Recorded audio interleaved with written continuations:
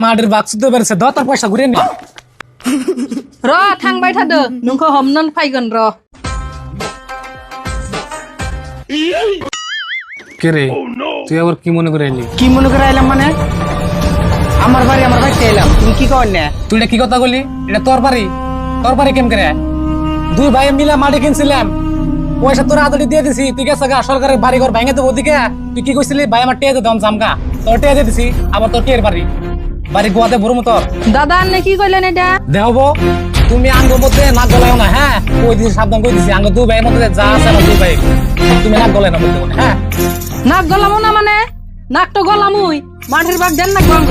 ও তো ঠিকই কইছে তুমি বড় দেখে তুমি এক লাখ খাবার চাও ও তুমি বেশি বেশি কইতেছ না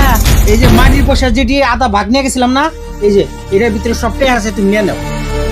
আঙ্গ মাটি বুঝাই দাও মাটির বাক্স তো বেরছে দ তোর পয়সা ঘুরে না इस घर में तुम्हारे लिए कोई जगह नहीं। দেখা এর নগে নারাই করে লাভ নাই আঙ্গ জেনে জান নাগবো হেনে ন যায় থানায় জায়গা নাও নো থানায় জানবো না ও শিক্ষা হবো না र थांबाय थादो नोंखौ हमनानै फायगोन र फायथो এ তুমি কি বাসা করলাও থানায় গেতাছি আন্নার নামে কেস করবার নিগা হেডাই কইলাম আর জায়গায় লোকে কথা কই লাভ নাকি এই ছুড়ো এই হুন জানাবো শুনে যা না আই গে নজাদ আবার তখন কিনে ডাকতাছে হুই নাহি কি কও কিন কেডা হো খারা হুন বাদ দে এই কেস টেস করুন না কোনা তুই ছোড়ো না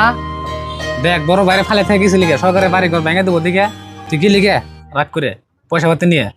বলতে কিনা বাদ দে তুই আমার ছোড়ো থাকবে তাই থাক আর এনে বউ কি বাসা কয় এনে বাসা বুঝে না কিছু না আও বেতে